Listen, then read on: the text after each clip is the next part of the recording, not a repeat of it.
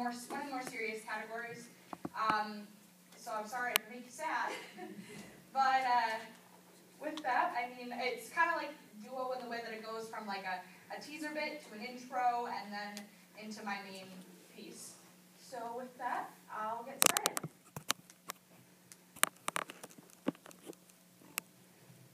I knew he hated that shipment. And matter of fact, I'm pretty sure that when he was home, he wanted to go AWOL, but he didn't want to get in no trouble either.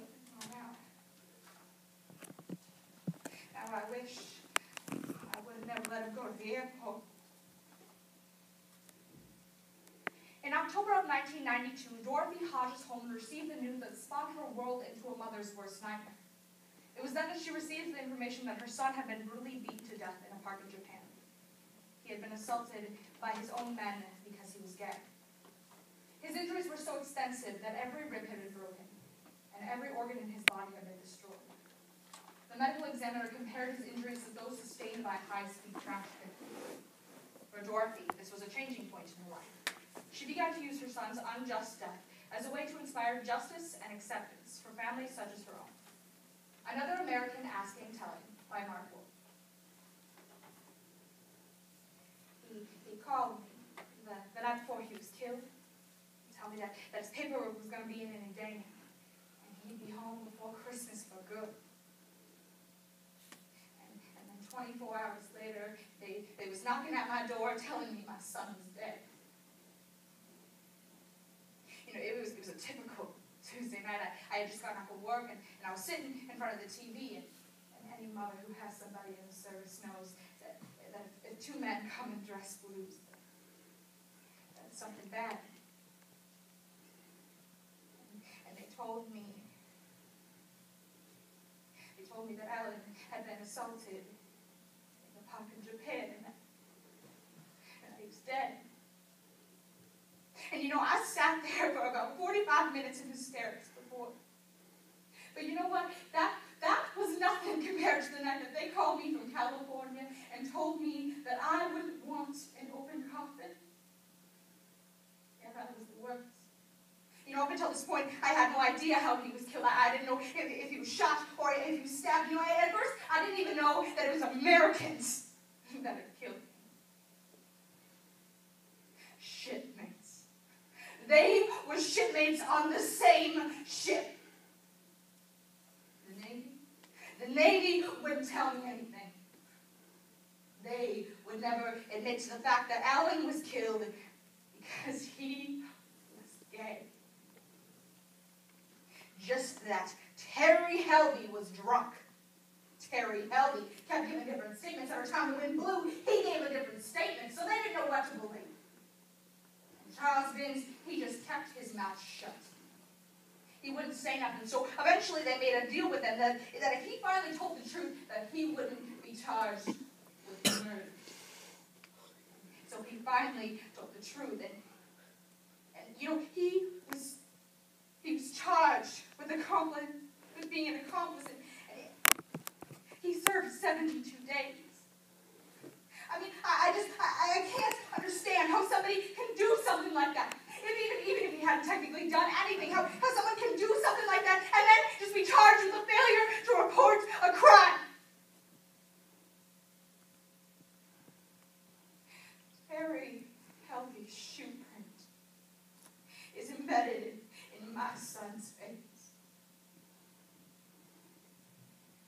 You know, the whole time that I waited for his body to return, I thought that I would be able to hold him and kiss him goodbye.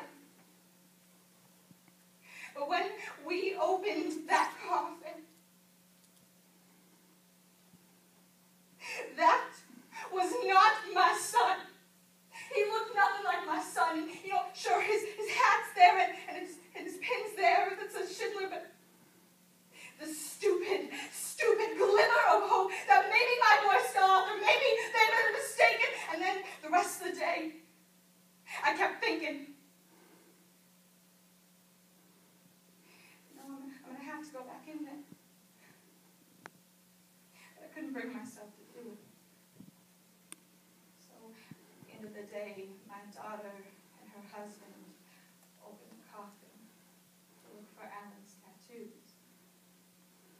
On this arm, he had a tiger. And on this one, USS the Midway, the ship that he fell in love with as a boy. You know, I was real angry with him when he got those tattoos. Disfiguring that beautiful body of his. But if it wasn't for those tattoos, I wouldn't know to this day that was my son in that coffin. Now, if someone can show me where Jesus says, now I don't mean Paul or anybody else, but where Jesus says that I am to hate homosexuals and that I am to have nothing to do with them and to treat them like they're worthless. And now, I mean this in a way that a lot of these ministers make it seem like they're worthless. There are men like Jerry Falwell. Now, let me tell you, if I could stand as close to him as I am with you, I would slap him in the face. I mean, he just preaches so much hatred. My Alan's in heaven. No matter what anybody else thinks, I know my Alan's in heaven. You want to know something weird? Okay, so I have this nephew who he's about 7 now. So he would have been about 2.5, 3 when Alan was killed. So he doesn't really remember him much. But anyway, he has this theory that if he releases something into the air, like a balloon or something, that Alan can catch it in heaven. And so a few weeks ago, it was my grandson's birthday. And we had these balloons, and James was acting up, so I said, James, why don't you go grab those balloons and we'll go out and we'll release them and Alan can catch them in heaven.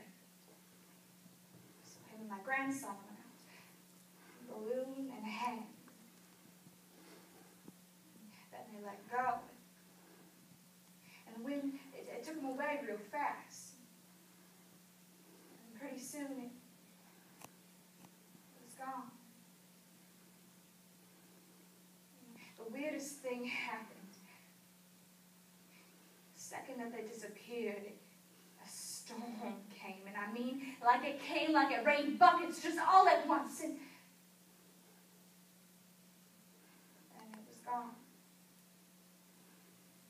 You know, anybody might call me crazy, but it was almost as if Alan